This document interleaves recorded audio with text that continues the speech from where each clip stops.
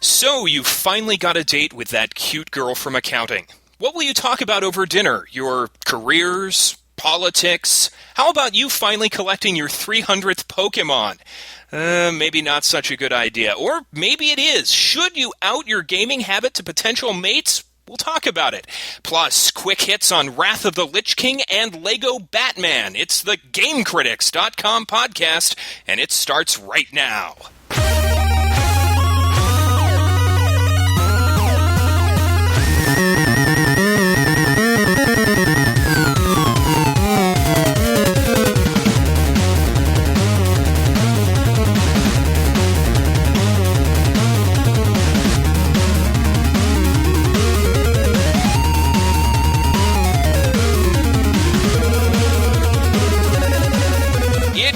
The GameCritics.com podcast for the week of November 16th, 2008, episode 4. My name is Tim Spaeth, your host and moderator. I must admit, my voice is with you, but my heart is in Northrend, and we will talk Lich King in just a second, but first, let me introduce our esteemed panel. We'll start with our fearless leader, Game Critics founder and owner, Mr. Chi Kong Lu. Chi, great to have you back after a week off. Great to be back. Thanks, Tim. Although I am a little depressed this week. Not only did Randy Couture lose to Brock Lesnar in UFC 91, but my beloved Knicks also dropped to the Dallas Mavericks a couple of hours ago in overtime. So the Knicks are not quite back on the road to respectability yet. Now, I have absolutely no idea what the first thing is that you said, but I did pick up the basketball reference, and as a Cleveland Cavaliers fan, I must say I'm very excited about, the loss that you experienced and also the Cavs winning streak. Nice. How many games are they up right now? I think they're up by 15 games. I have no idea. I don't think they've played 15 games. I don't think they've played 15 either. No, they haven't. Anyway, now you were gone for a week, but gone for 2 weeks. Back at last, Mr. Mike Bracken. Mike, it's been too long. How are you, sir? I am good, but my heart is also in Northrend right now. So, but we got the technical difficulties that kept me away last week are worked out, so I am back in action. That's true. You were going to be on, and then we had an internet collapse, but everything is resolved, and the world is good and safe again. Yes, and just in time for Lich King, the internet is back. I can only imagine the chaos and despair that would have fallen upon your home had you not gotten back online. But we'll talk Lich King in just a second. But first, we have to introduce a newcomer to the podcast. We're very excited to have Game Critics' own Brandon Erickson with us.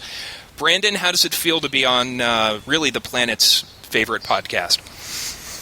I'm very glad to be here, and sorry that we're getting started so late. Of course, listeners won't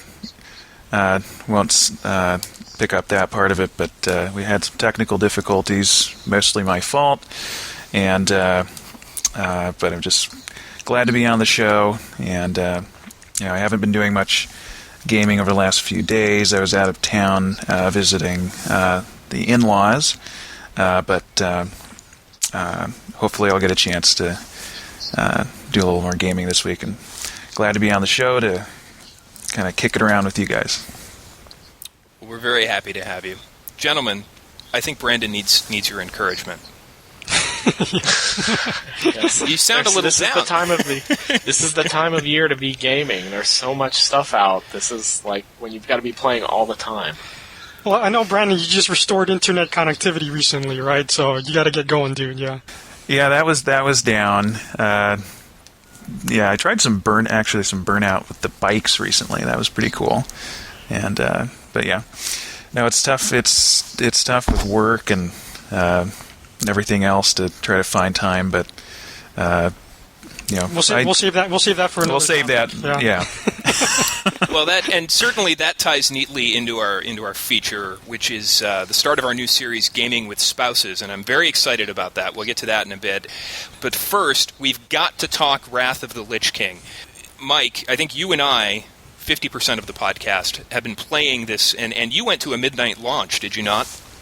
I did indeed. Here in the Bay Area, they had the big launch was over in San Francisco where they actually had guys from Blizzard show up and everything. I didn't go to that one because I'm lazy.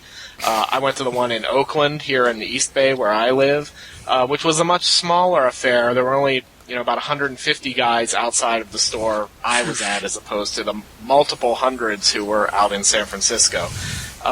Very interesting. I'm glad I went. I hadn't been to a midnight launch of anything since I stood in line for like 14 hours to get a PS2 way back in early 2000s.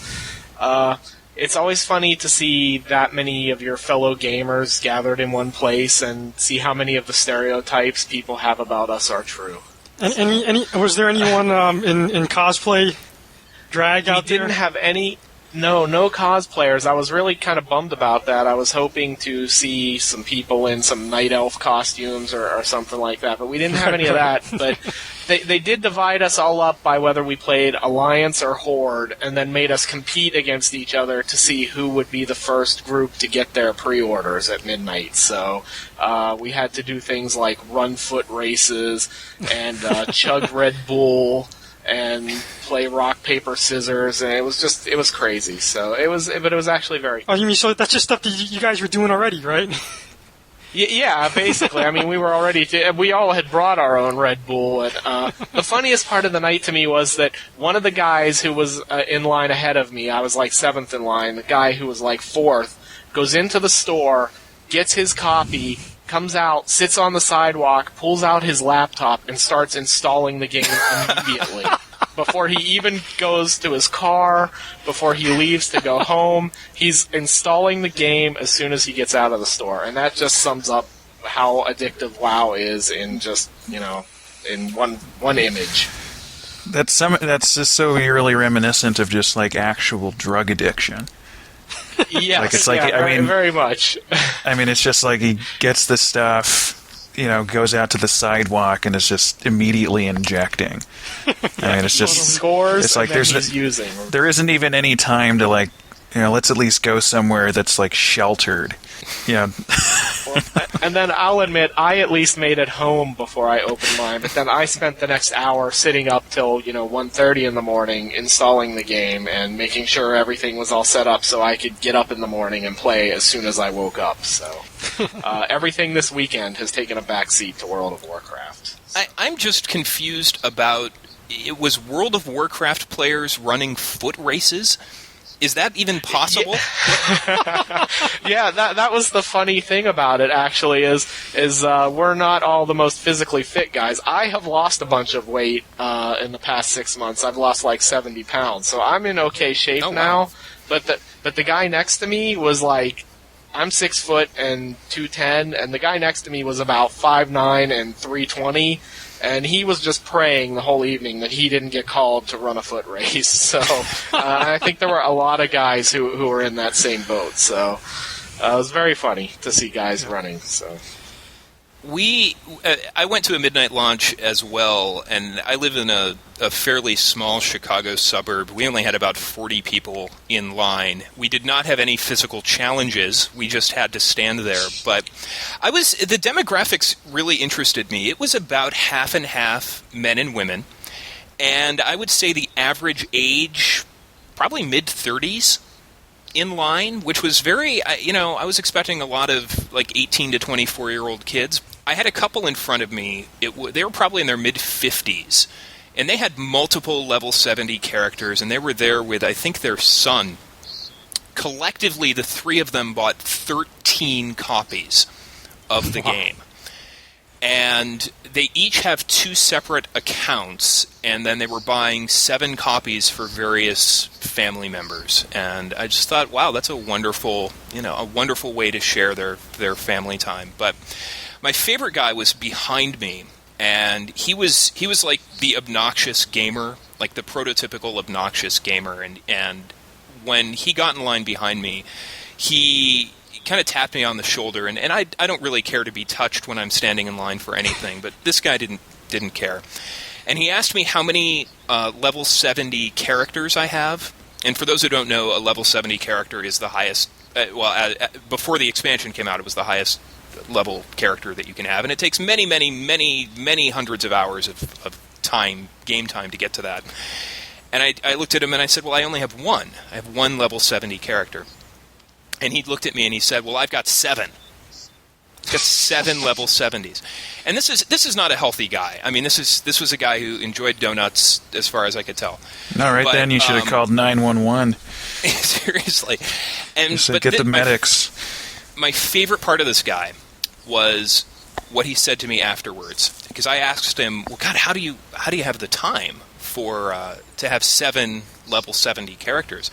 And I will never forget what he told me. He said, if you want it, you've got to put in the hours.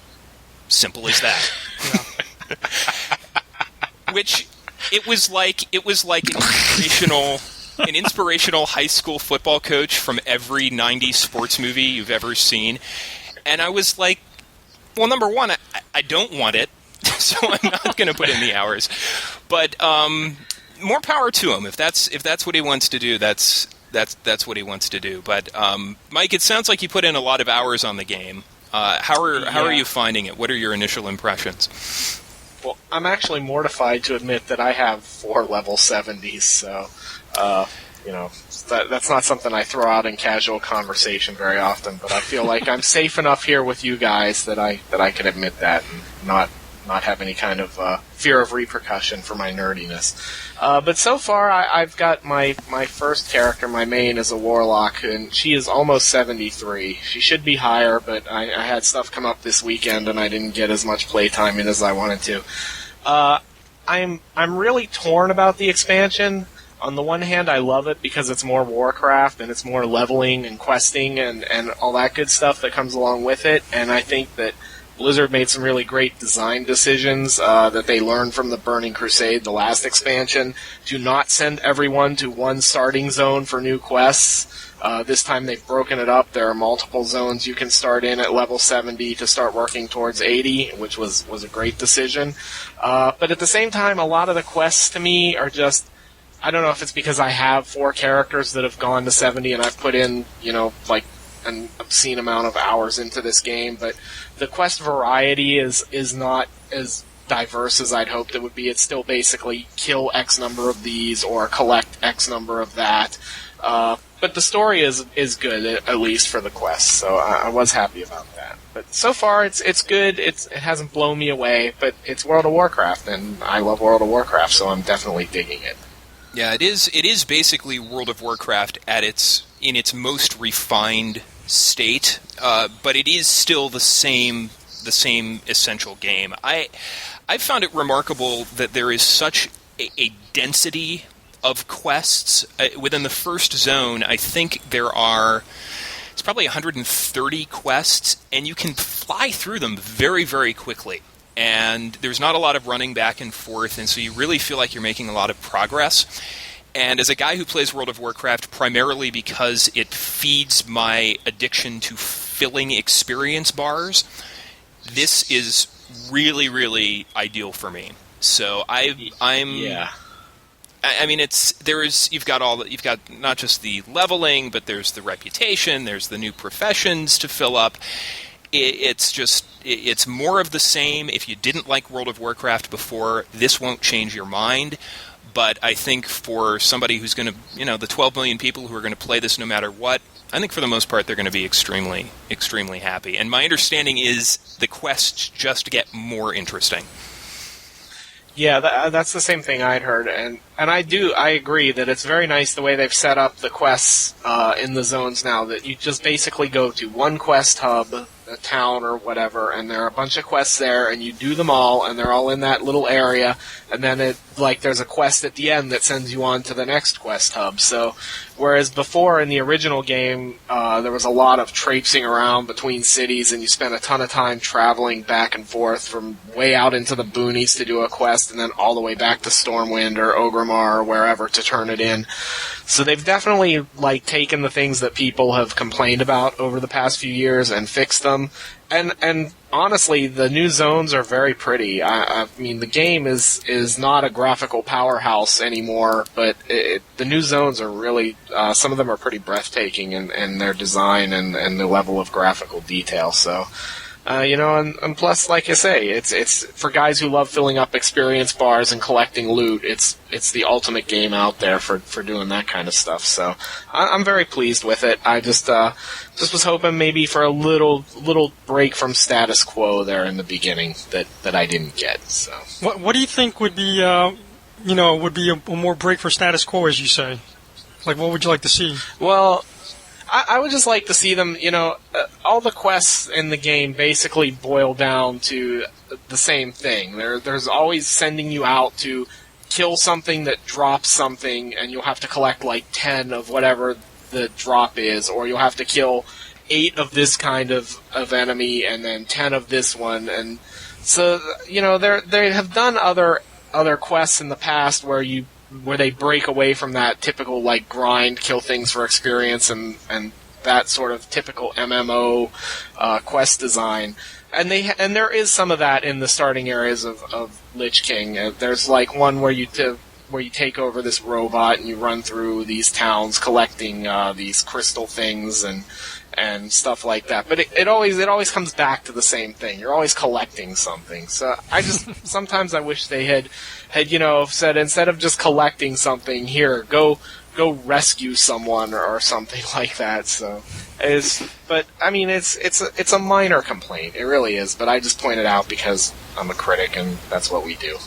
I think that one of the complaints that I've had about just MMOs in general is that after you finish a quest chain, the world is basically left exactly the way it was before you started. Because, of course, there's 10,000 other people doing the exact same thing, so they can't change the environment. But what they're doing in Wrath of the Lich King is they've created phased environments. Actually see the city in various states of ruin. Now, if you're at that point in the quest chain, you will see that. Somebody else at a different point in the quest chain will see the city in a different way.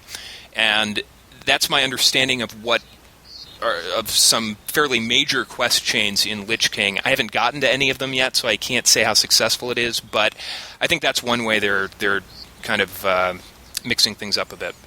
So, for Chi and Brandon, is there anything more exciting than listening to two people talk about an MMO you don't play? I can see why it's so popular. I gotta ask you this, Tim, because I know you're also playing Fallout 3. I mean, how are you finding the time to play both Fallout 3 and Wrath of the Lich King here? Because both of these seem like they're time suckers. I guess let me put it this way. In terms of sleep, nutrition, and hygiene, I am pretty much a disaster right now. I looked at myself in the mirror a little bit ago, and I look like some dude living in the wasteland of Fallout 3. I am just a wreck right now. I'm running on fumes and basically cookie dough and Diet Coke, and that's basically how I've gotten through. So, at least it's Diet Coke. Exactly. So. Exactly. Right. I know how to control myself. So that's Wrath of the Lich King. Mike, I know you've also been working on, I think you're writing a review, if I'm not mistaken, for Game Critics for Lego Batman. Yes, indeed. The latest Lego game from Traveler's Tales, the guys who brought you the various Lego Star Wars and Lego Indiana Jones. I don't know why, but I really liked Lego Star Wars, and I've spent a few minutes with Lego Indiana Jones, and it was pretty cool. They're not like hardcore games, but they're like cute and they're fun, and there's just something intrinsically satisfying about running around breaking things and sucking up bolts. It's sort of the same principle Ratchet and Clank works on in some ways. Lego Batman is more of the same of what we've seen from Lego Star Wars and Lego Indiana Jones, which is both a good thing and a bad thing at the same time. The points that have really popped out at me while I was playing through the game are, if this is like the 4th or 5th Lego game that these guys have made, how come they haven't yet managed to fix it so that the platforming is actually manageable? I thought about it, and it's not that there's a huge penalty for dying in these games. You lose some of your bolts, which can affect you in the long run if you get caught in a circle where you're like dying over and over, and you don't make the achievement thing at the end for, fill up the bar.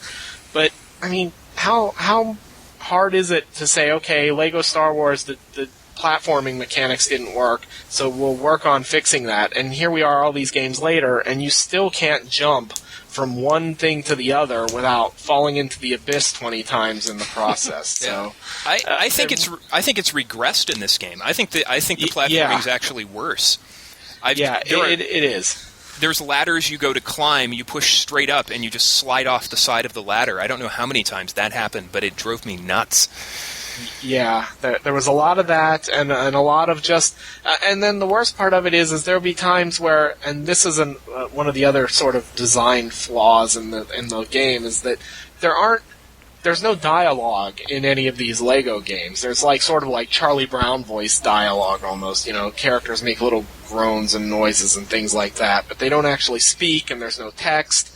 So sometimes you get into an area and you try to make a jump and you don't make it, so you then assume that, well, that is not the jump I'm supposed to make. That's not how I'm supposed to progress past this area. And since the game gives you no clue, you start looking for other things, and then you find out 45 minutes later, after you've had to go look at a walkthrough, that, yeah, you actually can make that jump somehow, but, the game doesn't tell you that. So you spend a lot of time just wandering around looking for things that aren't there because the game doesn't give you any direction in some of its scenarios. The other thing I thought was kind of odd is that I understand Lego Star Wars and Lego Indiana Jones because those are iconic franchises. When you can put anybody down in front of Lego Star Wars and they can immediately pick it up and play because I think everybody has pretty much seen the original trilogy.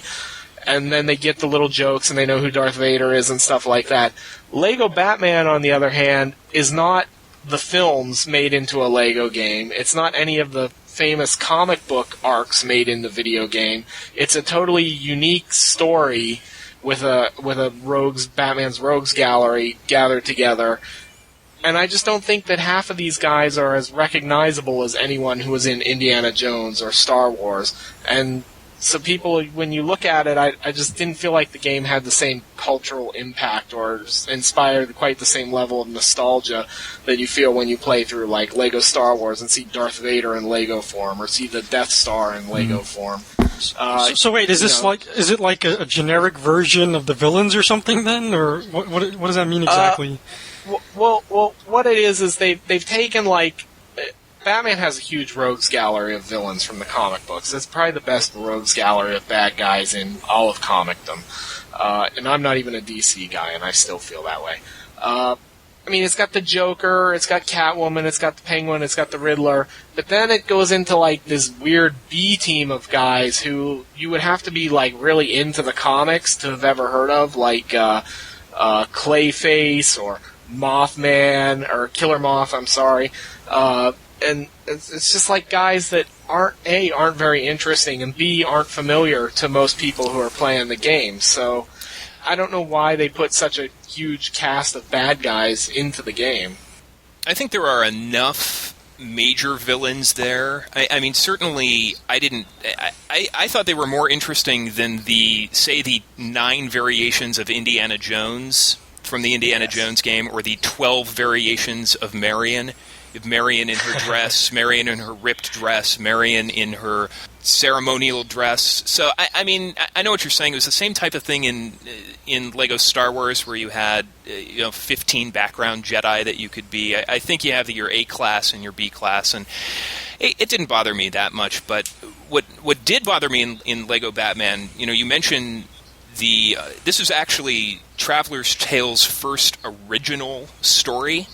So they're not basing it on. You don't have your the movie stories that you had with the 2 previous games, and the story sucks. And I hate to be blunt and immature about it, but the story sucks. The first level is the Riddler robs a bank, And that's the story. I mean, it's there's nothing interesting about it. There's no replay value to it unless you want to go back and find all the hidden stuff. But one of the joys about replaying Lego Star Wars or Lego Indiana Jones is that all of the hidden areas had sort of fun, interesting, areas of the movie.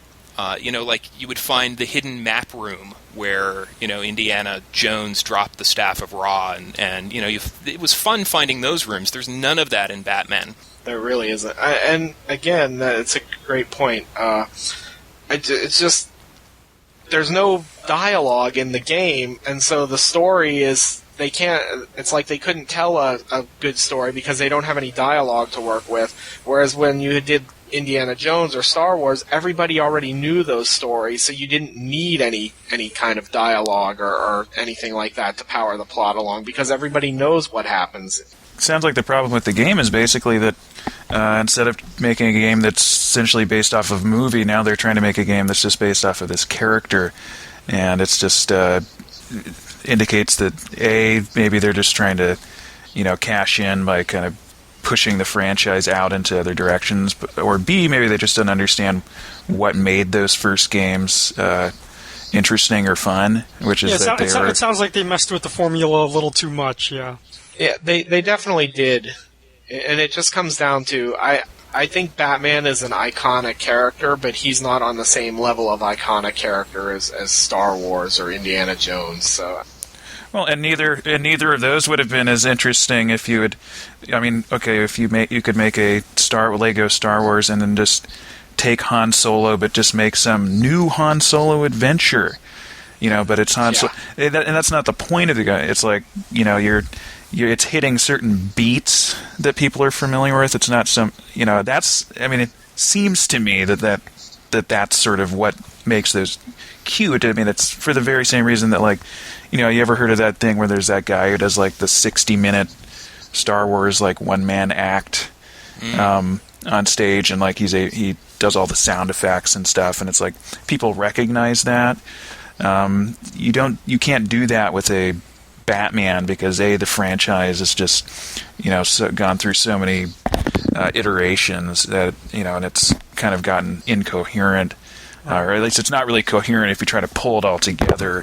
And you don't, with the Batman movies, you don't have these very many of these kind of familiar moments that you have with like Star Wars and to a lesser extent Indiana Jones. And it just seems like they're sort of pushing it beyond where it can really go. But if they had stuck with the movies, at least there was a point of pop culture reference, and I think that's what makes it a parody, right? I think without some sort of reference there, if there's no parody, and I think that's where the problem lies here.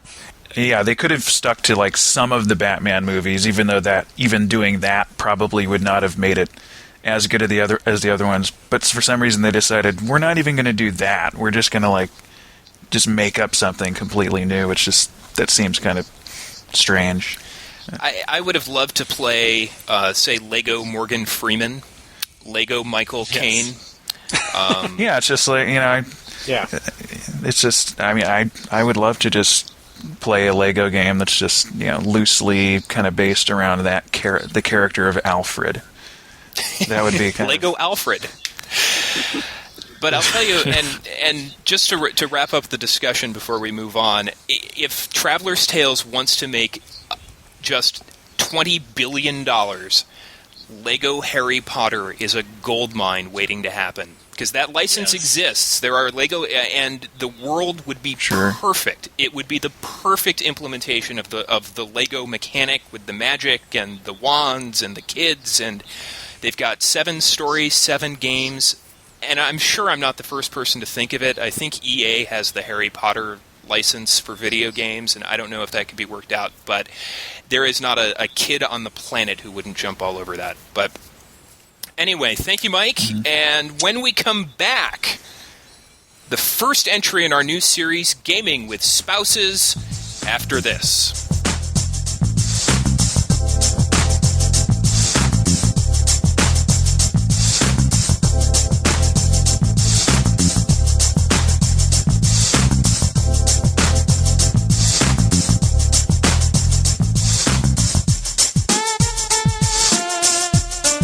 Well, we are kicking off a new series this week. We call it Gaming with Spouses. And since all four of us are indeed gamers with spouses, I think we'll all have quite a bit to say on the topic. And, I think people listen to this show for dating advice anyway. So really, it's a perfect thing for us. Right. There was so much in that silence. Tim, you were just telling me you weren't going to throw it off to me, and then you threw it off to me. So. I'm sorry. I totally did. Yeah, so I thought the topic of gaming with spouses, was very interesting for a number of reasons. But what I kind of find most interesting actually is that when you're on the internet, it doesn't come up that much, really. You really don't talk about it too much. When I really find that it comes up a lot is when I meet gamers in person. And we start talking about stuff. Inevitably, it comes up. And then it becomes like, I was playing with my wife or playing with my girlfriend, and then it sort of divulges into other topics. And I think what's interesting is that none of these topics are explored on a regular basis anywhere, really. So that's why I really wanted to sort of declare this as sort of a series of things of coverage. And the first topic I wanted to get into was sort of when you first date somebody, are you in the gaming closet or are you out, and how soon is, too soon to reveal your passion for games, and, is this potentially a problem or isn't it, So, to start that off, actually, I sent out an email. I did a sort of informal poll with some of my women friends, and some of the some of the responses I got back were kind of what I was expecting. It was along the lines of basically, no, it's generally not a good idea. Actually, the question, and let me just step back for a second. The question was, if on a first date, someone, a guy tells you, I'm a gamer, is that a good or a bad thing? And the response largely was, no, it's not really a good thing. And I think it's all the usual fears, of not wanting, of taking too much time away from the relationship, being a couch potato and being out of shape and, losing yourself in the games too much. So going into my own relationship, actually, with my wife, when we were first dating, the funniest thing for me was I actually didn't even mention the word video game for like months. I tried to avoid a lot of, sort of the traditionally geeky hobbies of mine, and sort of. I was going to ask you, Chief, did your wife play games at all before you met her? I didn't, at the time, I didn't know. I didn't know, so I sort of just, from a general social standpoint, of just try to avoid the topic to just, I guess, to appear to be a more well-rounded and, socially adept person, I guess, And it was only until once we were dating and, once we were in a serious relationship, and we'd go to like movie theaters, we'd go to like movies, and on occasion, we'd arrive early and we're sort of waiting on a movie, and then we'd see like House of the Dead, the arcade game there, and and I'd suggest we play it, and we'd play it, and then she'd really enjoy that, and then that sort of became like the gateway game, or gateway drug rather. Well, sure, and is there anything more romantic than killing zombies? Right. And actually did, that did actually inspire me for my review of Vampire Knight back in, several years ago. And I sort of crafted that review as this tongue-in-cheek, guide to dating. And I used Vampire Knight as sort of this, like, based on my experience with House of the Dead, as being, a game that it's a good game to introduce your, a girlfriend to gaming with, just based on the fact that, it's co-op play. You're killing nondescript enemies that are like, there's no political or, social ramifications because, everyone hates the dead anyway, right? So, I mean, and after that, I started introducing, more games, and we started playing Animal Crossing and The Sims together, and it got to the point where we had to like fight each other for time just to play those games, and and today now she continues to play an occasional Harvest Moon game and a Brain Age, or games like Brain Age. I mean, she's still not a gamer per se, but yet she does enjoy the occasional game. And doubling back to your question that you asked earlier, Tim, I did find out actually today that she had played games previously when she was younger. Back she's from the Philippines, and she used to watch her brother play a lot of games, and her brother wouldn't let her play too much, but nonetheless she had a pretty good impression of gaming. So it wasn't like she had this negative stigma of gaming to begin with. So I'm not sure I really had anything too much to worry about even when we first met. But at the same time, I don't regret sort of keeping my gaming in the closet early on, because I think a relationship, the core of the relationship should be based on, should sort of have its own legs and not be solely reliant on sort of just, these hobbies and things like that. So I don't regret it.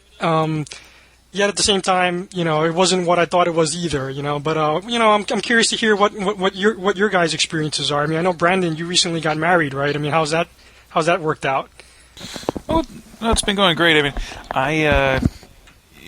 for me, I didn't, have to go through some kind of making a big revelation or anything. In fact, my wife, knew about, that I was into video games. I mean, before we even started dating, and she actually, thought it was kind of cool because I mean, she's grew up all her life, right by, Microsoft and Nintendo, and even though she wasn't really into games at all growing up, she was kind of around a lot of people who were, or at least people who were into computers, and so. And this is Seattle you're talking about, right? Yes, yeah. So she, she grew up just, probably like less than a mile away from Microsoft headquarters and stuff. So, the environment that she grew up in, it just seemed normal that, guys were really into computers and, and tech stuff, and that just seemed normal. So it, totally was not, in any way seen as like a negative thing with her. So, but let me ask you this: when you guys first started dating, did you ever talk about games, or did you avoid that topic when you guys first started dating? No, I mean, I would bring it up. I mean, she didn't really have much of a knowledge base, so it wasn't, but I wouldn't say that I went out of my way to avoid talking about it. I mean, I would bring it up, if I thought like there was, something interesting in that vein that I was doing or that I was up to, and so I mean, I probably didn't, go out of my way to talk about nothing but games either. I was still, probably trying to seem somewhat cool, so I wasn't just going nuts with that. Right? But but at the same time, I knew, in my situation, I kind of knew from early on that she, was not one of these people who, kind of automatically. But that's pretty unusual, though. I mean, I certainly would not, expect that from 9 out of 10 girls. So Mike, did you have a similar experience or a profoundly different one? I have been married twice now. So my first go around was exactly the opposite. My first wife hated the fact that I played video games. She viewed it regularly as a competition almost for her, which was going to get more attention, the video games or her, and it was always a bone of contention. But this was back too when, this was back in the 16-bit era. I'm kind of old, so this was one of those times where gaming wasn't this mainstream thing. The guys who played games were still sort of a niche culture thing, so there was definitely a lot more. She didn't understand it. The only guys who played games were kind of like nerdy guys who lived in their mother's basement. So she was never happy with it, and it was the cause of much dissension. Now my current wife, my second wife, has, wait a second, Mike. Yes. Before you continue, this is exactly what I find extremely fascinating, though, is I don't know how long you guys dated, but she was pretty confident enough to marry you. How did you not know like the gaming was going to be a factor? Like how, during the courting stages as well as the honeymoon stages, at what point did the gaming get introduced, and at what point did it start becoming a factor? Well, it was never a secret that I played video games. Mm-hmm. I was one of those kids who grew up in the era. I remember my parents had a Pong console when I was a little kid, and I grew up with a 2600 and then moved on to Nintendo eventually. And it was never a secret that I played video games, and I really loved video games. So she knew pretty much from day one. I think what maybe threw her off a bit about it was when I was in college, when we were really, dating and got married and everything like that, I was in college and I was busy, so I wasn't playing as much as I had when I was in high school or stuff like that. So I think she kind of thought, and this is a lot of women at the time thought, well, gaming is something kids do. And then when you get to college and you're becoming a grown-up, you're not supposed to game anymore because gaming are toys. You're supposed to leave all your toys and your childhood behind. So this is a case where I came back to my gaming when I had time again, when I wasn't in college anymore. So it was probably a shock to the system for her to see me return to playing. And I play a lot of RPGs, so I would be playing Final Fantasy VI on my Super Nintendo for, 4 hours at a time or something like that, and she just never could deal with that. So she knew about it, but I don't think she understood it, and she thought we were past it, like a lot of women will do. So. But my second wife is she's the opposite. She doesn't care at all. So, and I think the argument there is that she is raised is that, well, if I'm gaming, I'm at home and I'm in the living room or on the computer and I'm not out in bars or out at strip clubs or out right. somewhere where I could be picking up women. She pretty much knows where I am. It's pretty safe hobby in the grand scheme of things. So, and she plays actually a little bit. She doesn't play anything like, she won't play World of Warcraft or anything like that, but she will sit down and play like Bombastic, which was the sequel to Devil Dice on the PlayStation 2. Or she plays a lot of Nintendo DS stuff. She'll play like Clubhouse games and all that. But she's definitely more of the casual game crowd. But she doesn't mind that I play, which is very cool. So it makes life much easier. It's a similar situation that I have. When I first met my wife, she had, and this was back in, we were both in college when we met. The first time I went to her dorm room, she had a Super Nintendo hooked up to a little tiny TV, and she had Super Mario World and Donkey Kong Country. And I got there and I thought, well, this is perfect. I'm done. So I don't need anyone else. That was love at first sight, right? Yeah, I mean, this is the greatest thing to ever happen to me. And the problem is that she's fiercely competitive, like beyond competitive. And the problem was that my skills at Super Mario World and Donkey Kong Country far outclassed her, and she refused to play with me. And I think I effectively killed her gaming habit, like completely, because I think those are the last two games she played. She refuses to play anything with me, which is fine. Gaming is my thing. She has her thing, and it works out really well. Although somewhere along the line, she learned... So you turned her off to gaming forever? Yeah, pretty much. Way to go, man. Yeah, yeah. Nice job. Yeah, I ruined a life. What can I say? You might want to dig up my Vampire Knight review and try to get her back in there if you ever wanted to. We played. I will say we played one game of Wii bowling, and I crushed her because I don't believe in letting somebody win, and that was it. That was it. She was done. She said, "I'm never touching that thing again." So, It actually raises an interesting point. I have never wanted to be married to someone who gamed even a third as much as I do, because I don't want to have to fight her for the console or the games or the computer to play. I want her to accept that I play, but I would rather her have her own hobbies. So no, I agree with. Isn't such a bad thing. I totally agree with that as well. I mean, it's sort of like, you just don't want to be too similar. I think it makes the relationship more interesting.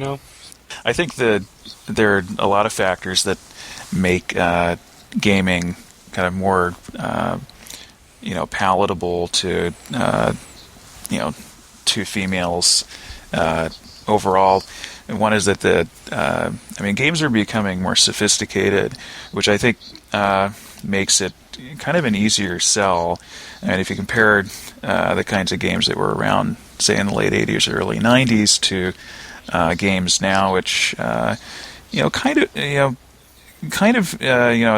top end there, you get some very good graphics, sometimes some reasonably interesting stories that for some the side of the couple that isn't really into that, it can at least come across as something that's a bit more interesting. Brandon, I'm actually glad you brought that up because I kind of wanted to revisit it when Mike was talking about it, because based on my sort of informal poll, you would think games have come a long way from the 16-bit era, but really a lot of the responses, and I emailed people that were not into gaming, obviously, and the stigma, I think it's still kind of there. You know what I mean? So for all the guys out there, who are wondering when they want to break it to, I'd still tread a little lightly. Mm-hmm. I think there's still, a lot of negative. I think I would agree that that's probably certainly there, but in terms of the internal, workings of the relationship. So in my case, back when I was playing Portal or playing BioShock, some of these kind of interesting games, my wife, who's again, she's not really a gamer, but she was really interested in kind of watching what I was doing. I don't think she would have been interested in watching what I was doing if I were playing Sonic the Hedgehog. It's so in that sense, it's it can be kind of more inclusive, to someone who might not be a gamer, but it's it's more likely now that there can be interesting games that somebody who's not ensconced in that world might your spouse might look over your shoulder and at least kind of see, I could see how that would be kind of interesting. It's getting more to that point.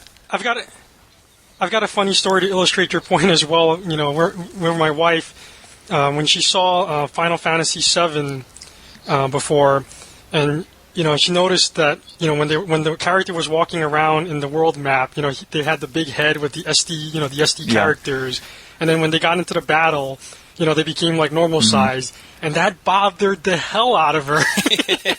She's just what is going on there? She just could not accept the whole super deformed character. I'm well, that's just I tried explaining to her it's just a Japanese, convention, but it just didn't translate. It offended her. It was just so funny. I mean, there was just no logical explanation for it, and I think graphics today, when you compare it to what they were then, with the more recent RPGs Lost Odyssey and Last Remnant, the upcoming Last Remnant and those kinds of things, you don't see this disparity. Yeah, it's less likely that the other person that the outsider or whatever is going to look at that and kind of get hung up on weird technical things that as a gamer we sort of accept, and way back we certainly accepted a lot of really weird things in games. That anybody from the outside looking in would be like, what the heck is that? Why do these guys have huge heads? This just doesn't make any sense. There's less of that kind of a barrier, I think.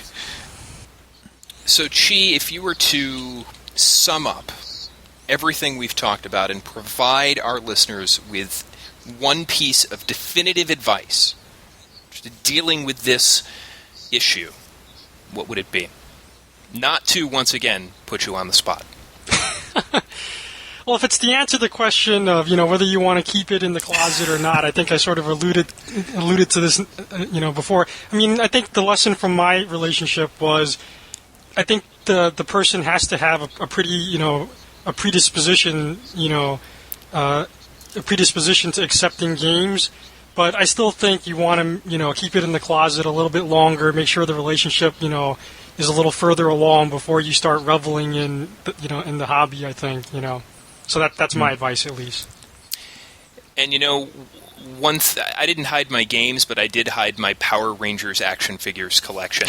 That, I think, is a definitive thing that I can tell. And really, I can tell everyone with confidence. And really, guys, as a counselor, that is my profession.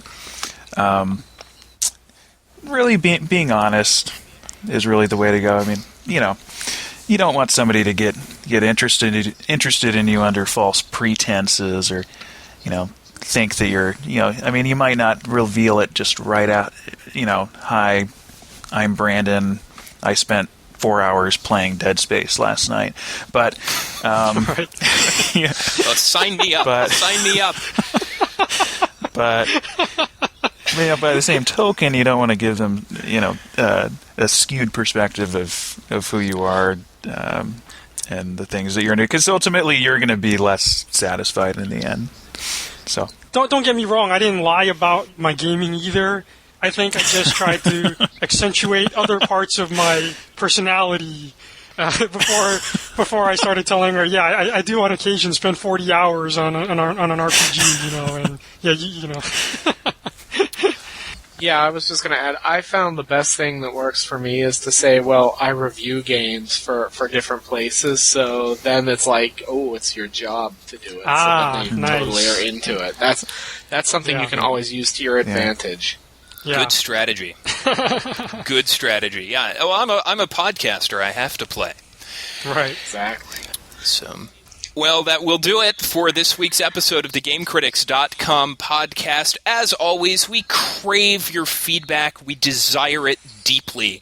So send your comments, thoughts, feelings, suggestions, hopes, and dreams to podcast@GameCritics.com. That's podcast@GameCritics.com. While you're there on the website, also sign up on the forums, join in the discussion happening there.